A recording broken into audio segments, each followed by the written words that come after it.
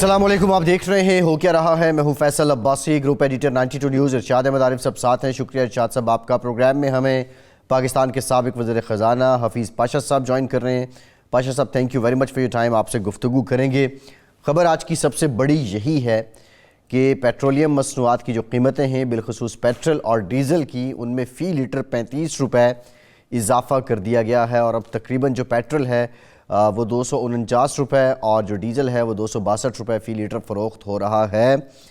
और ये इजाफ़ा IMF की जो शराइत हैं उसके अकॉर्डिंग किया गया है। अब इस इजाफ़े का जो डायरेक्टली असर है वो पाकिस्तान के अवाम पर होगा। और आज ही के दिन ये ऐलान हुआ और आज ही के दिन इसका इत्तलाक़ हुआ। बिजली, गैस और कुछ और भी शोबे हैं जिसमें IMF की शराइत जो हैं वो उनको माना जा रहा है। जो डॉलर है उससे कैप हटा दिया गया। अब डॉलर की जो कदर है वो भी आपके सामने है। रुपए की जो कदर है वो 262 रुपये है एक डॉलर के मुकाबले में, और रुपए की बेकदरी भी जारी है। लेकिन सवाल ये है कि ये शराइत मानने के बावजूद IMF और कितना इंतज़ार करवाएगा, और अगर IMF मज़ीद इंतज़ार करवाएगा तो पाकिस्तान के लोगों का क्या बनेगा। दूसरी जानिब सियासी महाजरा ही पुराना चैप्टर है जो रवां दवां है, जिसको कभी ज़वाल नहीं है पाकिस्तान में। बहरहाल मईशत को ज़वाल ज़रूर है। इरशाद साहब, ये जो आज फ़ैसला किया गया है इसमें भी कोई दो राय नहीं कि सबसे ज़्यादा टारगेट अवाम होंगे। इसमें भी कोई दो राय नहीं कि हुकूमत के लिए आज हार्ड डे है, इमरान खान के लिए बेहतर है, उनको पॉइंट स्कोरिंग के लिए हालात मिल जाएंगे। लेकिन अब ये IMF की इतनी मानने के बावजूद आप समझते हैं कि एक हफ़्ता, 2 हफ़्ते, 3 हफ़्ते में कोई उम्मीद लगा लें अवाम कि शायद वो हम पे कोई इनायत कर दें, नज़र करम कर दें?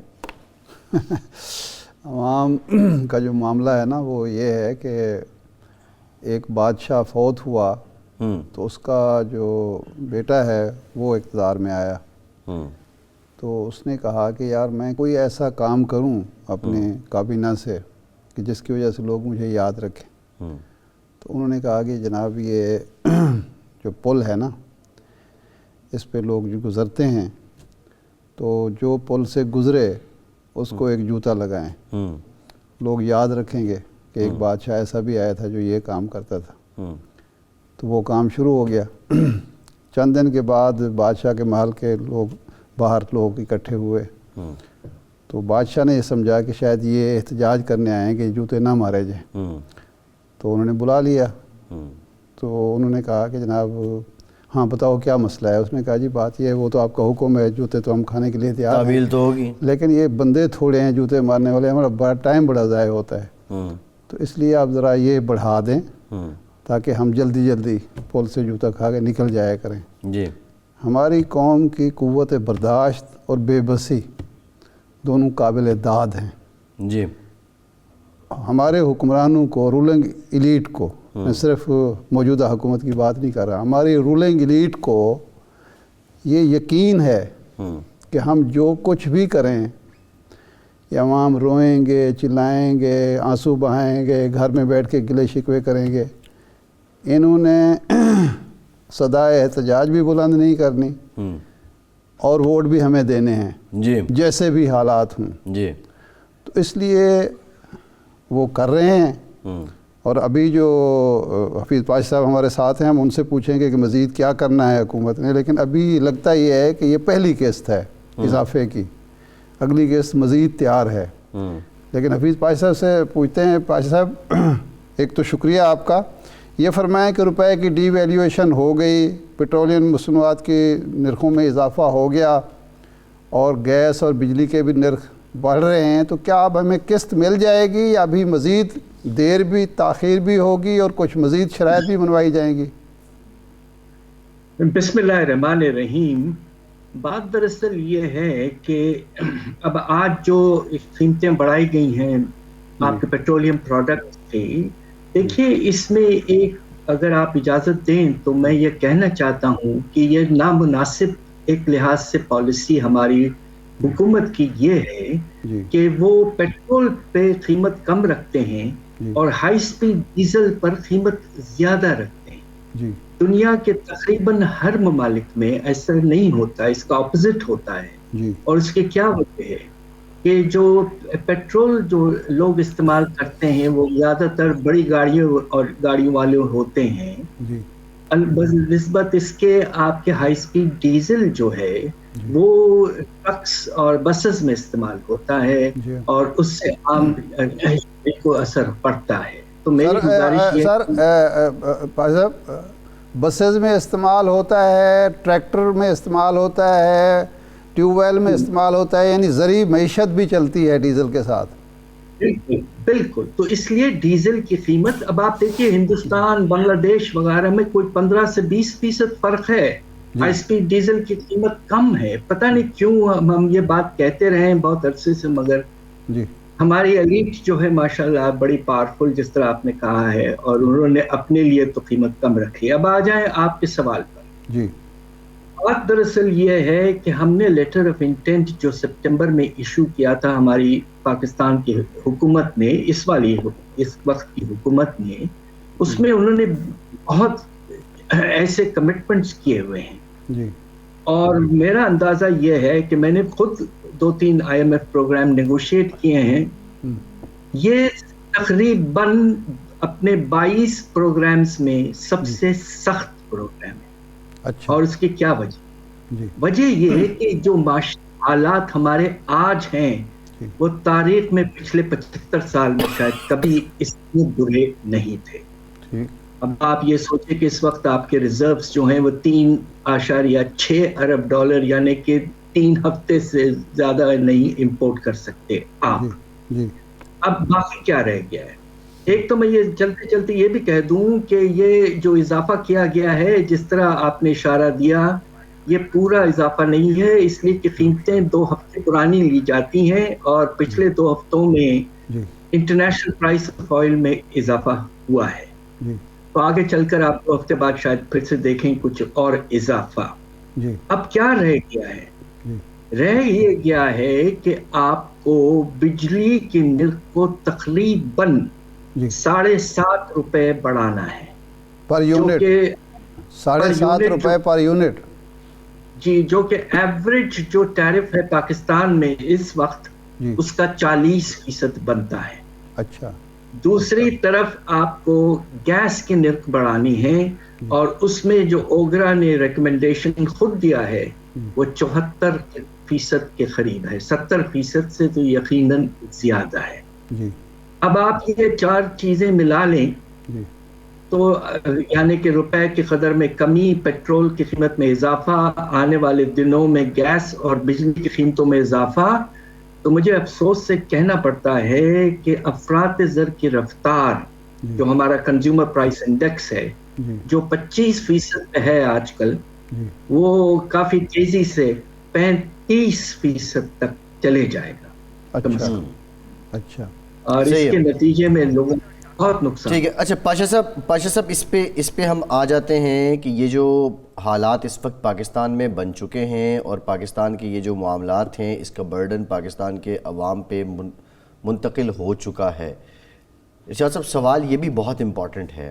یہ سب باتیں ہم مان رہے ہیں اور جتنی بار بھی پاشا صاحب ہم یہ ساری جو شرائط ہیں، بجلی گیس کی قیمتیں، ان میں اضافہ، پیٹرولیم مصنوعات پہ لیوی بڑھا دینا، روپے کو مزید بے قدر کر دینا، یہ ساری شرائط مان کے ہمیں IMF کا یہ پروگرام، یہ $1 بلین آ بھی جاتے ہیں، تو اس کے بعد واٹ نیکسٹ؟ کیا $1 بلین سے کام چل جائے گا یا اس حکومت کو کرنا کیا ہوگا، یا کوئی تسلی، کوئی دلاسا کسی اور کی طرف سے بھی ہے کہ یہ لے آئیں تو باقی ہم دے دیں گے؟ اندازہ یہ ہے کہ انشاءاللہ جب IMF کا پروگرام ایگزیکٹو بورڈ کے اپروول سے آگے بڑھ جاتا ہے اور ہمیں تقریباً $1 ارب کا جو انسٹالمنٹ ہے وہ مل جاتا ہے، تو IMF پروگرام کی چھتری اس وقت بہت اہم اس لیے ہے کہ بہت سے ملٹی لیٹرل ایجنسیز جو ہیں، world bank, Asian development bank وغیرہ، وہ ڈسبرسمنٹ اب نہیں کریں گے جب تک IMF کے پروگرام جاری نہیں رہے گا. جی دوسری طرف آپ کے جو بائی لیٹرلز ہیں ان میں اب سعودی عربیہ کا تو آپ کو اندازہ ہو چکا ہوگا، انہوں نے خود کہا ہے کہ ریفارمز کرنا ضروری ہے جی اور اشارہ یہ دیا ہے کہ IMF پروگرام کی چھتری کی ضرورت ہے، اس کے بعد میں انشاءاللہ وہاں سے بھی کچھ हमें डिपॉजिट मिलेंगे। तो मेरा अंदाजा ये है कि अगर IMF का प्रोग्राम आगे बढ़ता है तो मिल मिला के हमें अगले कुछ दिनों में 5 से 6 अरब डॉलर इंशाल्लाह हासिल होने चाहिए, जिसके नतीजे में रिजर्व्स का लेवल बेहतर होगा।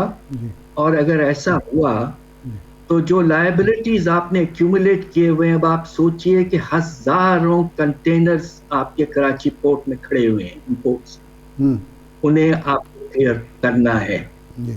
दूसरी तरफ आपने बहुत से लायबिलिटीज दूसरे आपने पूरे नहीं किए, आपने एयरलाइंस की सर्विसेज की पेमेंट नहीं की, आपने IT जो है सर्विसेज की पेमेंट नहीं की, आपने मल्टीनेशनल कंपनीज को जो प्रॉफिट्स वो रिपैट्रिएट करते हैं वो आपने रोक दिया।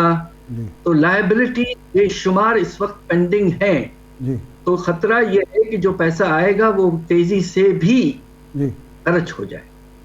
नहीं हफीज़ भाई साहब, सवाल ये है कि ये पैसे 5-6 अरब आ भी जाते हैं, जिस तरह आप फरमा रहे हैं, वो तो हमारे अगले 3-4-5 हफ्तों में फिर खर्च हो जाएंगे। उसके बाद हम क्या करेंगे?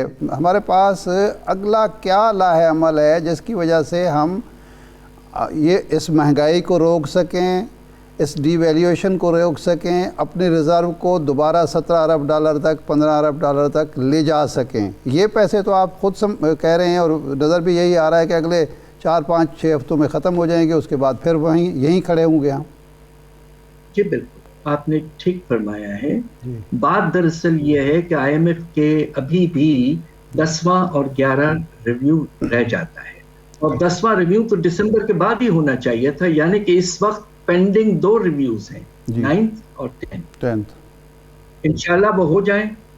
और दूसरी तरफ जो आपने बात कही है, देखिए IMF की हमें मजबूरन ज़रूरत अब इतनी ज़्यादा इसलिए है कि हमें अब अगला कदम जो लेना है वो जिसे कहते हैं डेट रीस्ट्रक्चरिंग की तरफ जाना है। यानी कि जो कर्जों का बोझ है वो स्प्रेड हो, आगे बढ़े।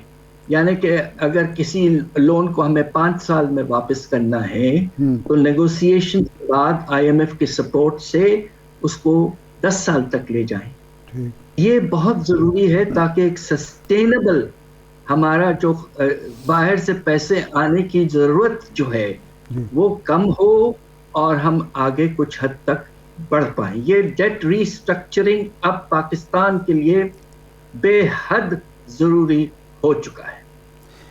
अच्छा, ये फरमाएं कि ये पेट्रोलियम, बिजली, गैस के नर्ख बढ़ गए, शरह सूद में 2% इजाफा कर दिया, इसके बाद आप समझते हैं कि हमारी कारोबारी तिजारती सरगर्मियाँ जारी रह सकती हैं और मुल्क में सरमायाकारी का माहौल बन सकता है ऐसी सूरत हाल में?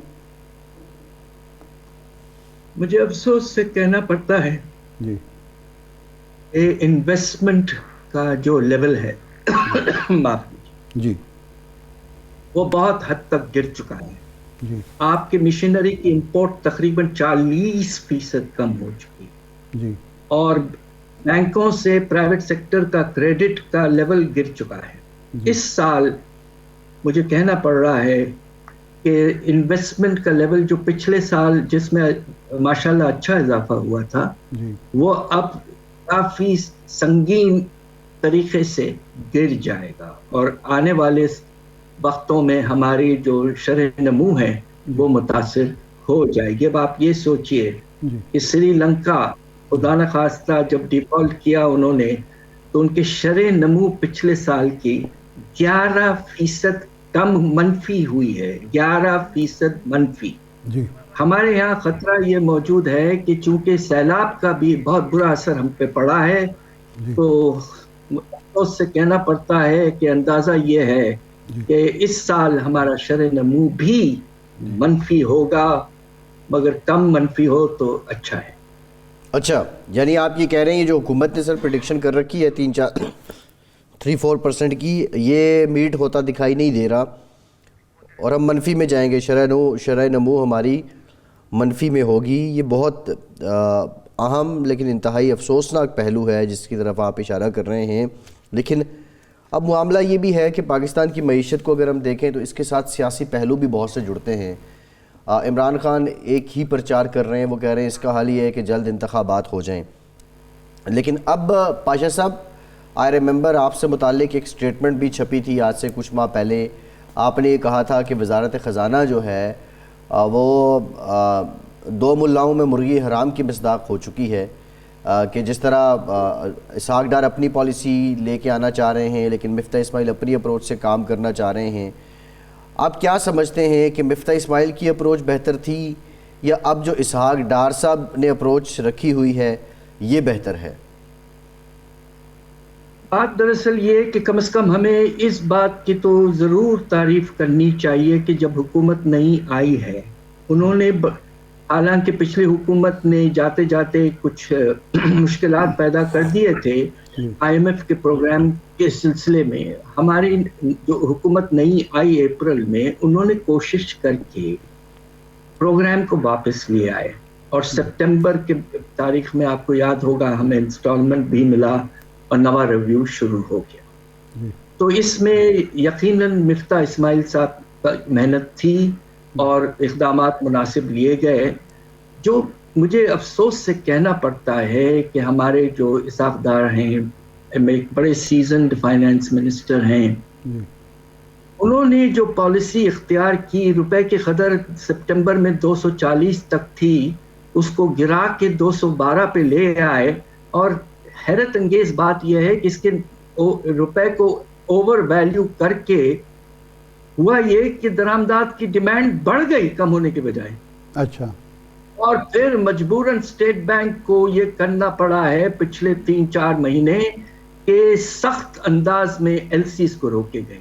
جی. اور اس وقت ہزاروں کنٹینر آپ کے کراچی پورٹ پہ کھڑے ہوئے. یہ تو ایک بڑی عجیب سے کانٹرڈکٹری پالیسی تھی کہ ایک طرف ڈیمانڈ بڑھا اور دوسری طرف اس کو روکو.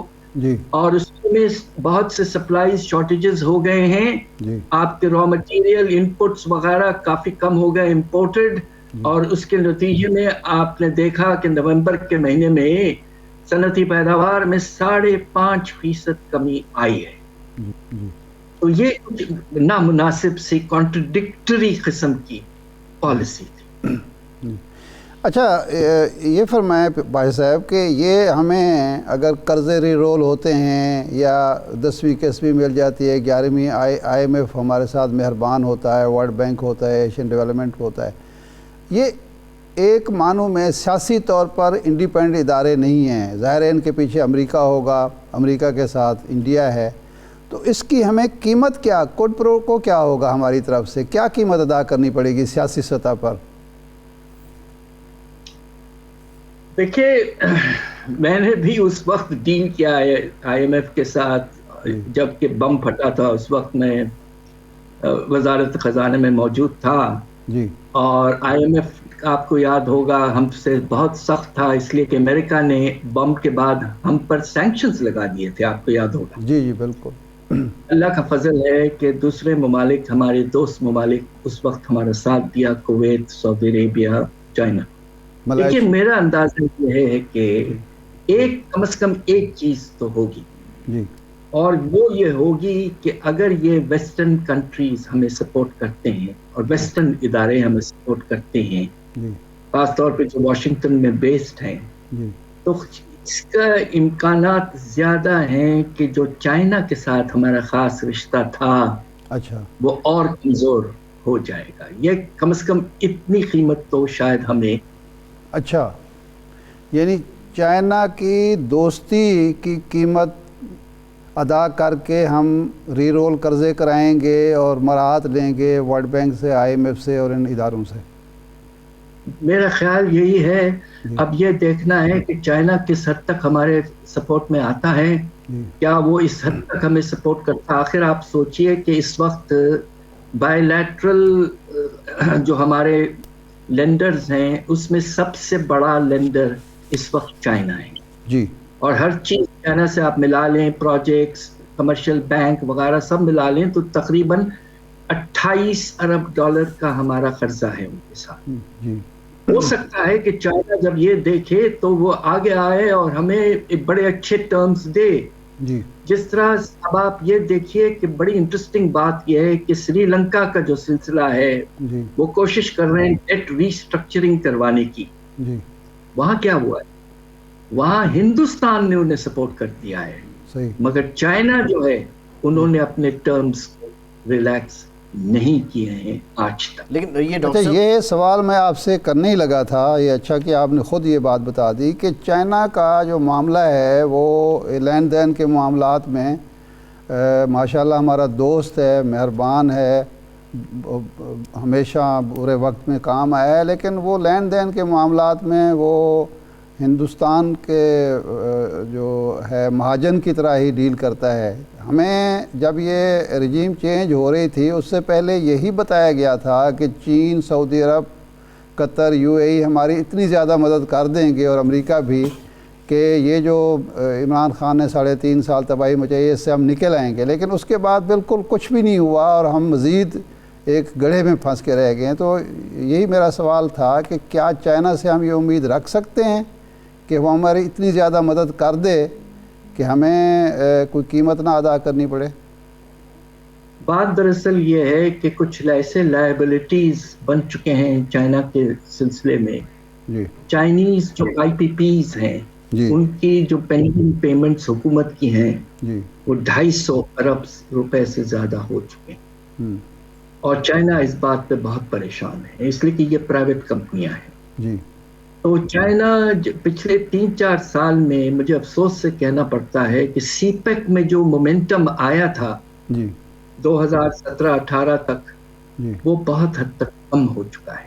ٹھیک. اور اب میں چونکہ یونائٹڈ نیشنز کا اسسٹنٹ سیکرٹری جنرل رہ چکا ہوں جی اور China was part of my territory.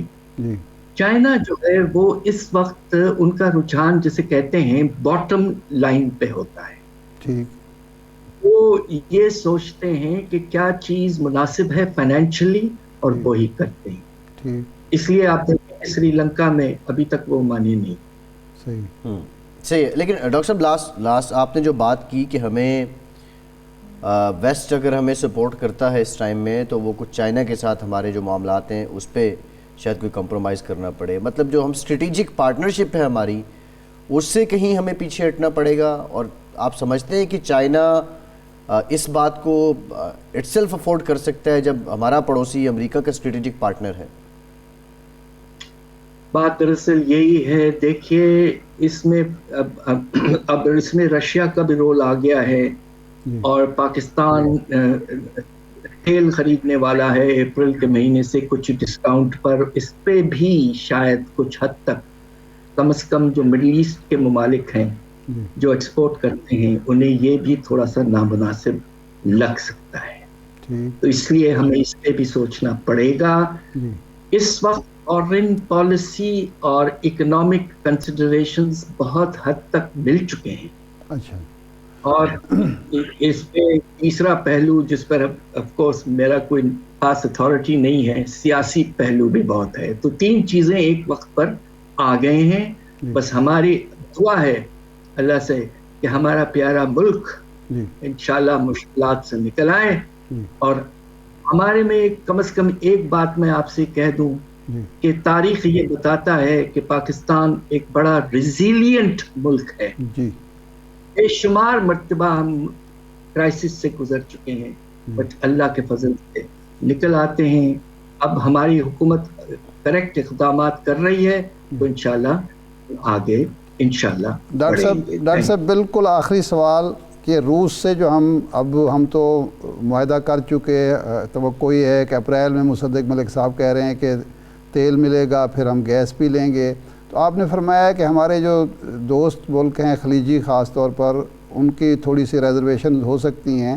ایک تو یہ ہے کہ ان ریزرویشن کی وجہ سے ہم یہ معاہدے کو برقرار رکھ پائیں گے. ایک دوسرا یہ ہے کہ اس کا امپیکٹ کیا ہوگا اگر ہمیں 30% یا 40% پہ سستا پٹرول ملتا ہے, تیل ملتا ہے, وہ کتنا % ہوگا موجودہ ہماری ضرورت کا؟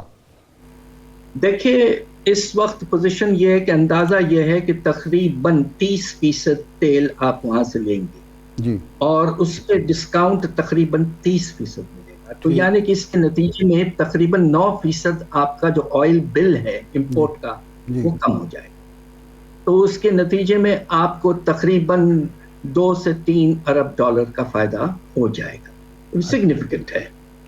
मगर ये सोचिए कि सऊदी अरेबिया ने आपको डिपॉजिट पर 1 साल के डिपॉजिट पर ऑयल फैसिलिटी दी हुई है जी। अब सवाल ये पैदा होता है कि क्या ये फैसिलिटी कंटिन्यू रहेगी जी। तो ये सवाल यकीनन इस वक्त जवाब मौजूद नहीं है जी। ठीक बिल्कुल ठीक। बहुत शुक्रिया डॉक्टर हफीज़ पाशा साहब आपका। एक ब्रेक के बाद दोबारा हाजिर होते हैं, मुआशी मामलात पे मज़ीद बात करेंगे।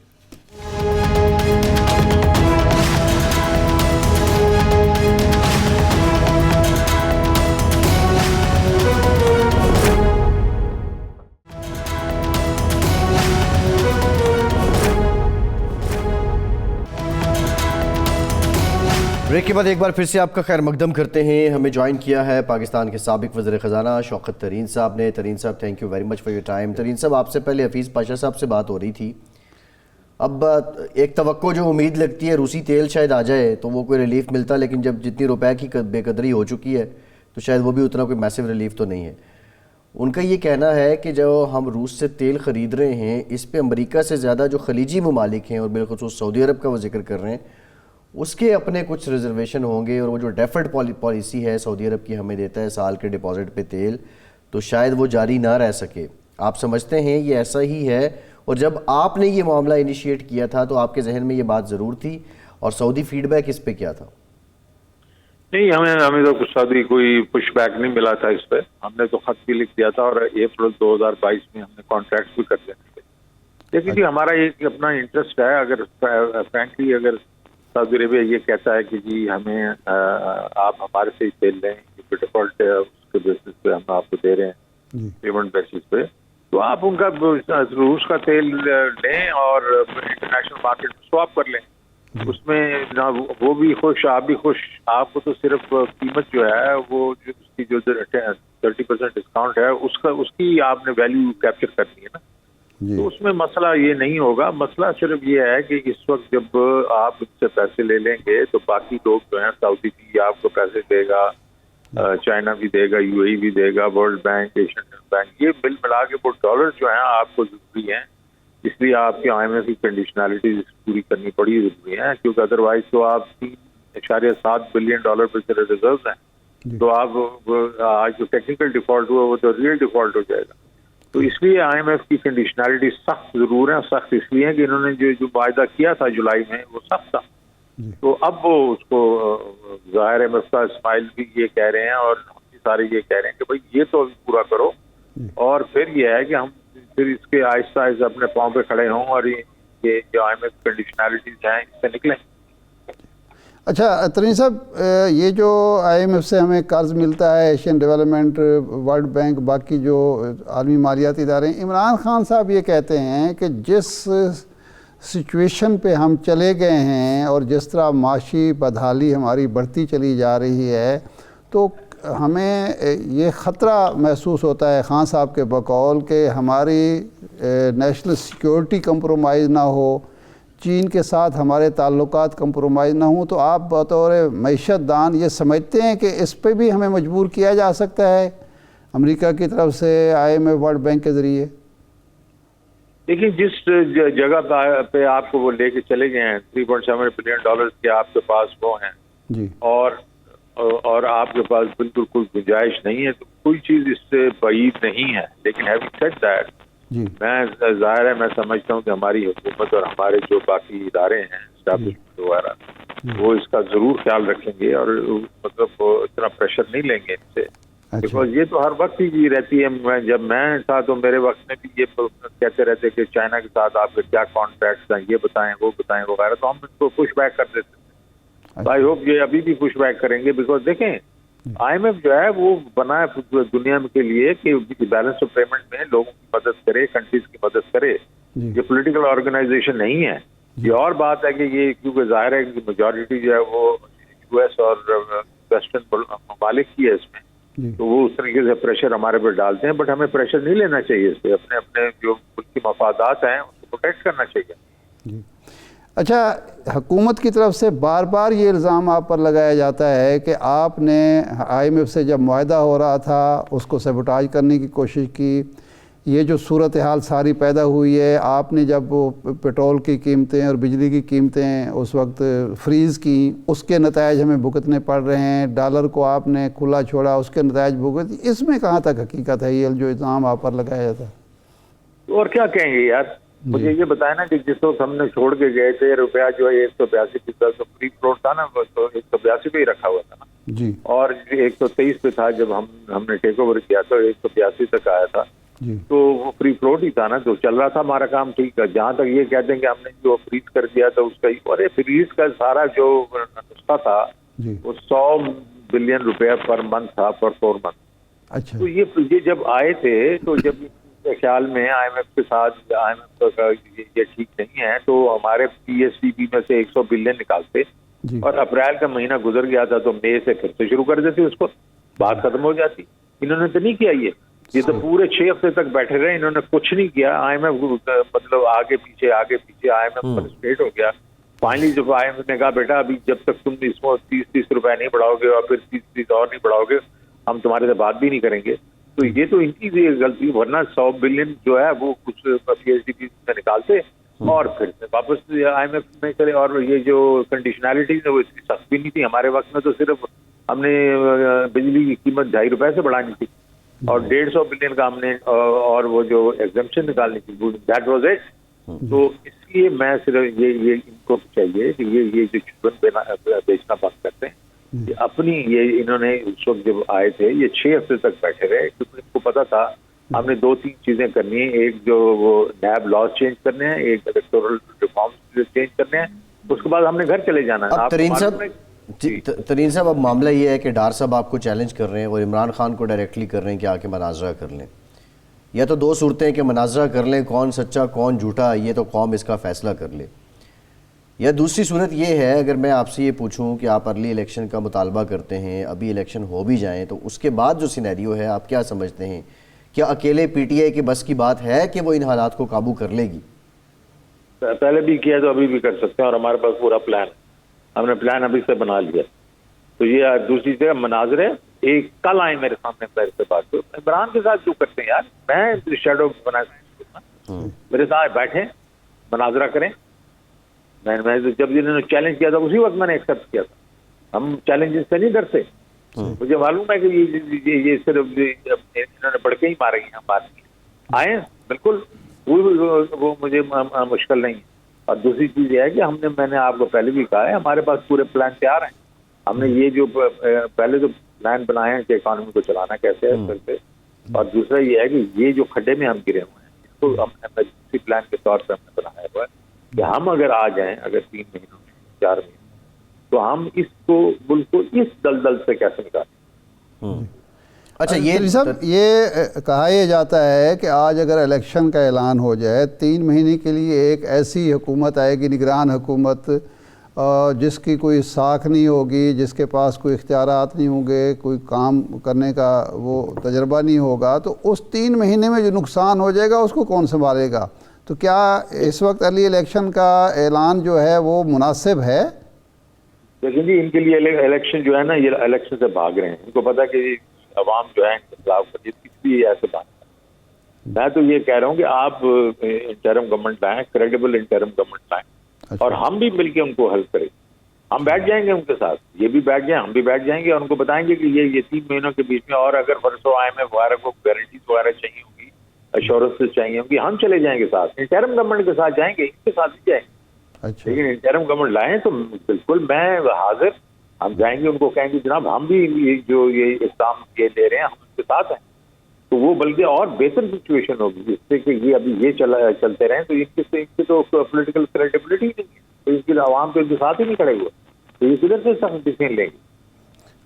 ترین صاحب، اگر آپ کے جانے سے معاملات قومی معیشت کے سنبھل سکتے ہیں تو اب ان کے ساتھ چلے جائیں، ملک کا دیکھیں، سیاست کو نہ دیکھیں یا پارٹی پوزیشن کو نہ دیکھیں.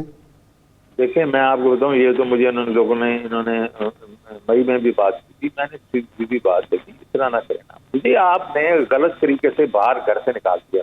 ٹھیک، آپ نے مجھے گھر سے باہر نکال دیا. اور آپ گھر میں گھس گئے اور مجھے گھر سے بیٹھ کے مجھے کہہ رہے ہیں کہ جی گھر کیسے چلانا ہے. صحیح. یہ تو کوئی ٹھیک بات نہیں ہے نا یار. جی نہیں اب یہ تو خیر ترین صاحب ایک لمبی ڈیبیٹ ہو جائے گی. اب وہ کہہ رہے ہیں جی آپ آئینی طریقے سے گئے ہیں, اور پھر اس پہ پہلے خان متعلق بھی یہ بات ہوتی تھی وہ امریکی سازش کہتے تھے, اب جسٹ محض سازش کہتے ہیں. تو بہت سے ٹوسٹ اینڈ ٹرنز تو آپ کی جماعت کے اینڈ سے بھی ہیں. وہ دیکھو جی وہ تو جو پالیٹکس جانے وہ جانے, لیکن مجھے تو اتنا پتا ہے کہ لوگوں کو پیسے دیے گئے تھے. مجھے یہ پتا ہے کہ جو لائلٹی چینج کی گئی تھی, اور میں آپ کو یہ بتاؤں کہ جو ایک پارٹی ہے جو ہمارے ساتھ تھے ہو گئے, ان کے ساتھ میری خود شوکت کریم گفتگو ہوئی تھی, اور انہوں نے کہا تھا کہ جی ہمیں تو کہا گیا کہ آپ پیسے دیں. تو یہ تو مجھے پتا ہے, تو وہ تو صحیح سیاست نہیں ہے نا. چلے وہ سیاست ہے, اسی کی وجہ سے یہ لوگ وہاں بیٹھے ہوئے ہیں. تو میں تو صرف آپ کو یہ کہہ رہا ہوں کہ ہم اگر انٹرم گورنمنٹ آتی ہے ان کے ساتھ بالکل تعاون کریں. صحیح ہے. تو یہ فرمائیں کہ وہ کون سی بنیادی غلطی اسحاق ڈار سے ہوئی آتے ہی, وہ تو بڑی توقعات سے لائے گئے تھے, وہ کون سی بنیادی غلطی ہوئی جس کی وجہ سے آپ کو ڈی ویلیوشن بھی اتنی بڑی کرنی پڑی, اور یہ باقی ساری چیزیں پٹرول کی قیمتیں بڑھانی پڑیں, کنٹرول ہی نہیں کر پائے نہ ڈالر پر نہ مہنگائی پر؟ بنیادی ایک دو غلطیاں کون سے ہوئی ہیں آپ کے نقطہ نظر سے؟ پہلا ڈالر پیگ, اور وہ انہوں نے کہا کہ جی میں اس کو ڈالر کو جو ہے وہ 200 سے لے کے چلا جاؤں گا, اور وہ ان ریئلسٹک ایکسپیکٹیشن تھی. اس کو مینج کرتے طریقے سے, اور اس وقت میں آپ کو ابھی بھی بتا رہا ہوں کہ اس وقت جو ہے آپ کا جو ریئل افیکٹو ایکسچینج ریٹ ہے وہ تقریباً 230 روپے ہے. تو 230 کے ارد گرد روپے کو ہونا چاہیے. 200 مطلب 235 250 نہیں ہوگا, 235 کے لیے ہونا چاہیے. صحیح.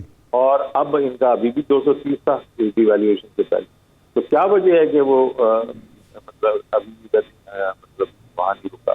یہ نہیں رکا کہ جب انہوں نے پہلے 114 15 16 18 پہ تک روکنے کی کوشش کی تو پیرل مارکیٹ تیار ہو گئے, مطلب بن گئی. اس میں سے بڑی مارکیٹ بن گئی حوالے کی.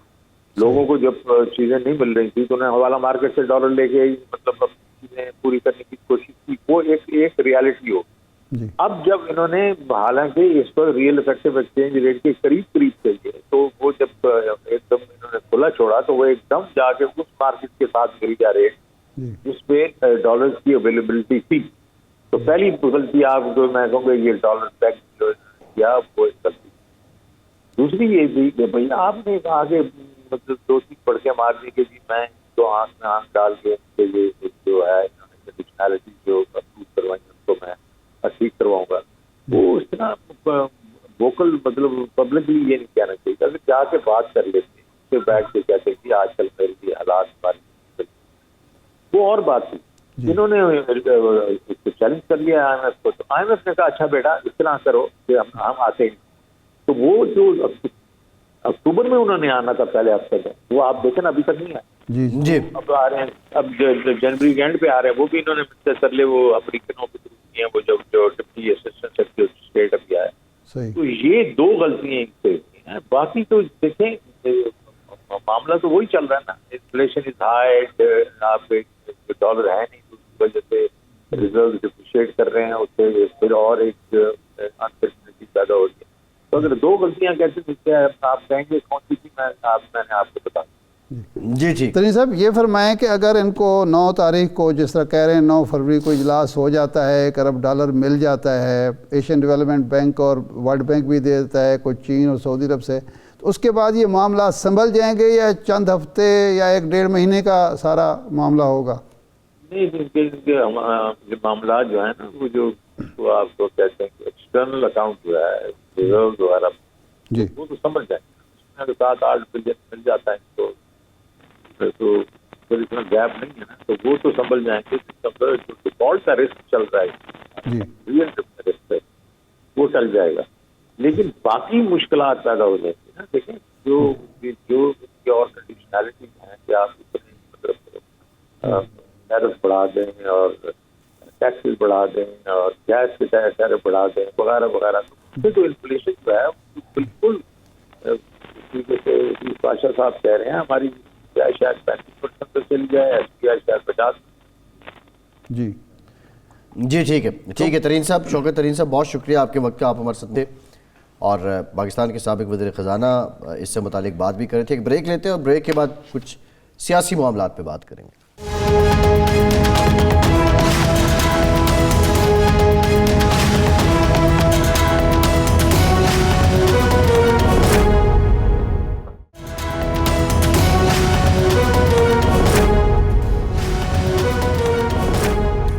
بریک کے بعد ایک بار پھر سے آپ کا خیر مقدم کرتے ہیں. ارشاد صاحب، یہ تو ایک جانب معاشی حالات ہیں اور معیشت کے گرد جو سیاست چل رہی ہے، چلتی رہی ہے، چل چکی ہے، وہ بھی ہمارے سامنے ہی ہے. لیکن شاید یہ فیل ہوتا ہے کہ جو آئین ہے یا جو عوام ہیں یا جو جمہور ہیں یا جو جمہوریت ہے،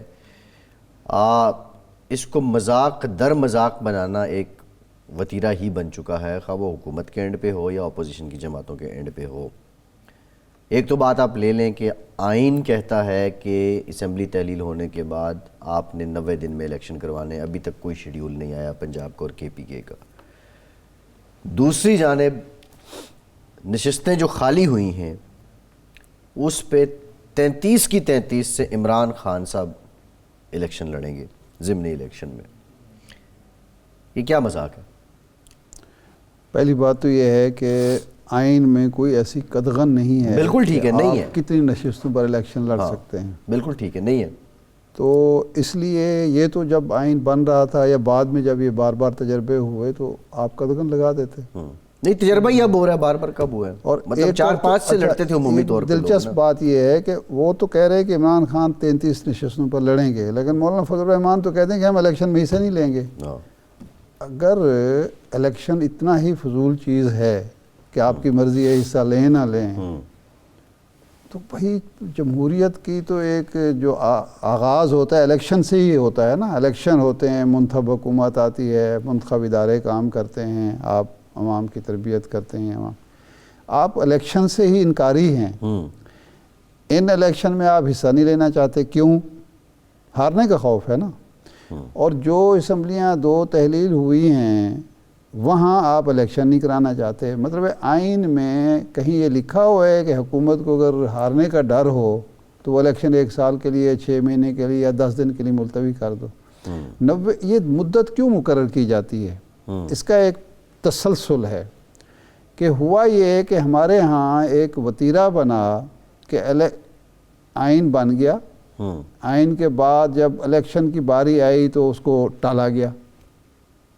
اصولاً 1973 کے آئین بننے کے بعد جب مشرقی پاکستان الگ ہوا، ہمارے الیکشن ہوئے تھے نا مشرقی مغربی پاکستان دونوں میں، وہاں انہوں نے آئین بنایا اور انہوں نے نئے الیکشن کرا دیے. جی ہمارے ہاں آئین بنا اور انہوں نے کہا جی اب ہم 5 سال پورے کریں گے.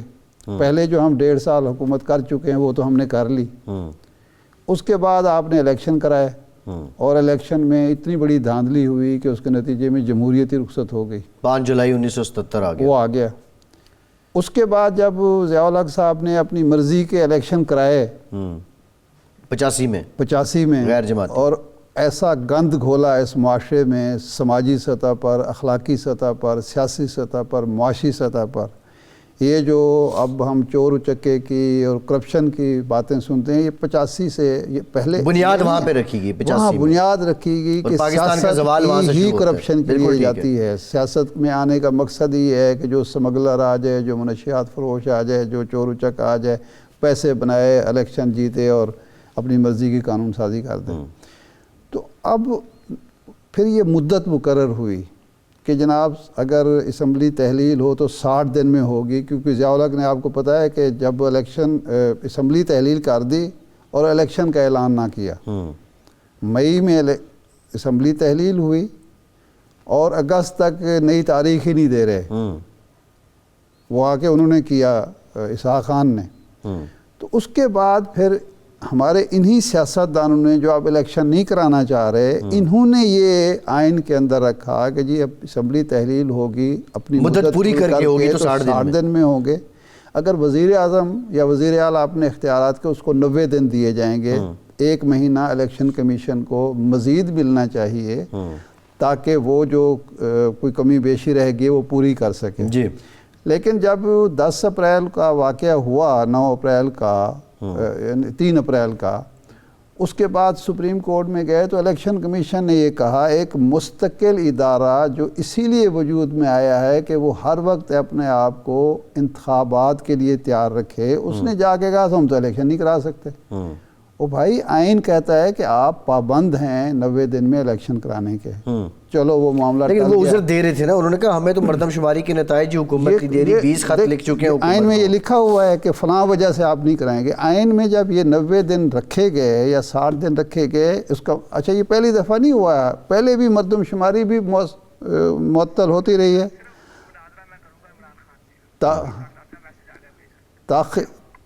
اچھا یہ ابھی شوکت ترین صاحب جو بات کر رہے تھے اور انہوں نے چیلنج قبول کیا، تو اسحاق ڈار صاحب نے یہ کہا ہے کہ میں مناظرہ اگر کروں تو عمران خان سے کروں گا، شوکت ترین سے نہیں کروں گا۔ اور اسحاق ڈار صاحب کا یہ ابھی جو ہے وہ ہمارے پروگرام کے دوران شوکت ترین نے ان کے جو مناظرے کا چیلنج ہے اس کو قبول کیا تھا، لیکن اسحاق ڈار یہ کہتے ہیں کہ مناظرہ اگر میں نے کرنا ہے تو صرف اور صرف عمران خان سے کرنا ہے، عمران خان آئیں، وہ میرے ساتھ بیٹھیں اور وہ آ کے معیشت پہ مجھ سے بات کریں۔ یہ اسحاق ڈار صاحب کی جانب سے ابھی یہ کہا گیا ہے اور یہ کنفرم کیا گیا ہے اسحاق ڈار صاحب کی جانب سے۔